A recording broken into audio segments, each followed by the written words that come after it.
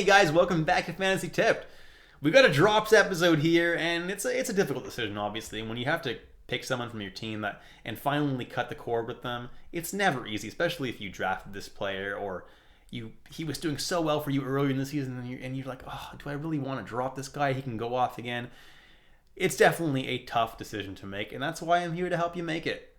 I have 5 forwards, 5 defensemen, and 5 goalies today that I'd consider possibly cutting from my team based on your league size. Before we jump into it, guys, leave a like and hit that subscribe button if you haven't already. And without further ado, let's jump in to my list. And first on the list is Blake Coleman of the Calgary Flames, and he's exactly what I just described. He was going off, doing super well earlier in the season, and has really started to crash and do not a whole lot of anything. Now, Blake Coleman, in my opinion, this was kind of a fluke. He's never produced like that really before, and coming down, regressing to what he's doing now just makes sense. What he's doing now makes a lot more sense than what he was doing earlier, and I think that you may be able to still get some value out of him from a trade from someone who might believe in him, but personally, if you're in a shallow league, like an 8-man, 10-man, he's a pretty easy drop. If you're deeper than that, hold him and hope and pray that he turns it back on again, but definitely it's not someone I'm loving right now. Drake Batherson is not someone I'm loving right now either. But he's not something I drop this week, though, because Ottawa does have that favorable schedule with 4 games and 2 off nights, so he's on drop watch to me, I'll say.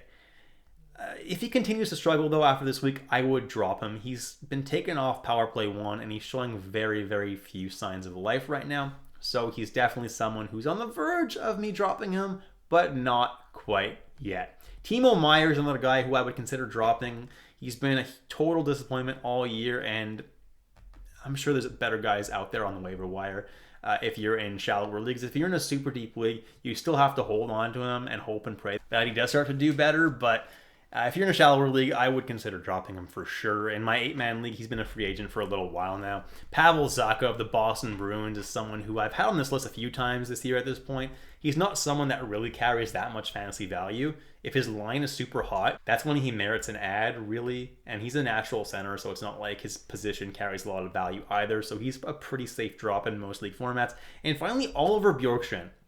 I have Oliver Bjorkstrand in a super deep categories league, and I'm not going to drop him because obviously he's going to be claimed. He's been fantastic all year, and obviously he's in a super big slump. If you're in a shallower league, though, I definitely would suggest dropping him. There's probably some better guys out there on the wire. If you're in a super deep league, though, you're definitely hanging on to Oliver Bjorkstrand. He should turn it around. Give it a week or 2. Hopefully not more than that, though. He is fantastic when he's healthy. On defense, we got Jacob Chikrin.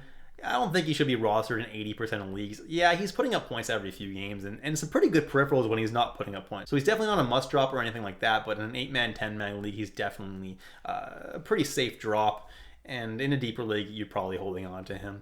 Aaron Ekblad is not someone who I have liked at all this year. He's not getting power play 1 time and not putting up a whole lot of points or peripherals, so he's a pretty safe drop in most league formats here. Luke Hughes as well. I mean, he's getting power play 1 time, but the points aren't really coming often enough, and his peripherals absolutely suck, so he's definitely someone I don't mind dropping. If there's somebody better out there, which doesn't take much because his rank is like 300 plus in most leagues. Josh Manson, 28% rostered.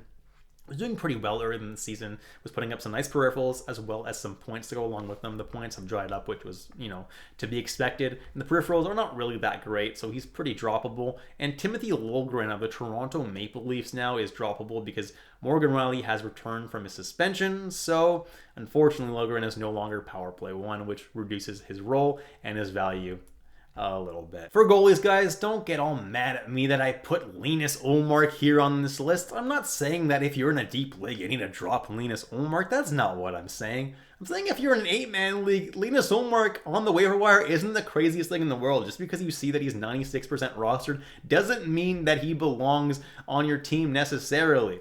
He only starts every second game at most, and recently Swayman started 2 in a row, so he may not even be getting every second game going forward. And yeah, Boston's a good team. They win most of their games. So obviously, a guy who's starting every second game is decently valuable. But if you're in a points-based league, starting every 2 games means he might only get 1 start on a given week. If that's the case, having him on the waiver wire isn't that crazy. I'm in a very, very competitive 8-man league, and Ullmark has sat on the waiver wire for a large portion of the season, because when Boston only plays 3 games and he's only getting 1 of them, that's not good enough. You want a goalie that's getting you more starts.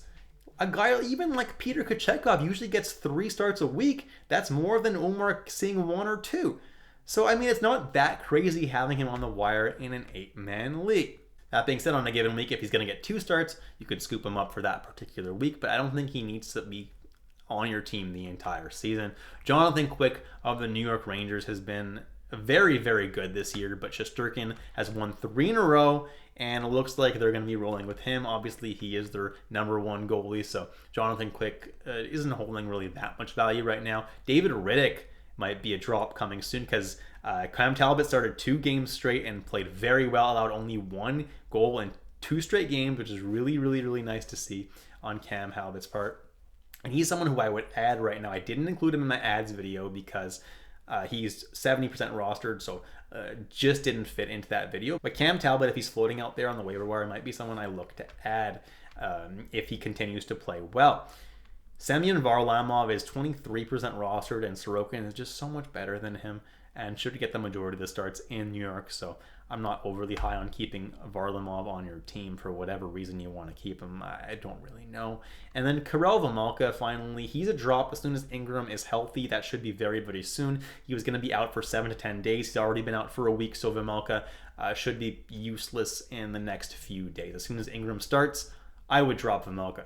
And that's it, guys. Thank you so much for watching all the way through. If you enjoyed my content today, drop a like and hit that subscribe button if you haven't already, guys.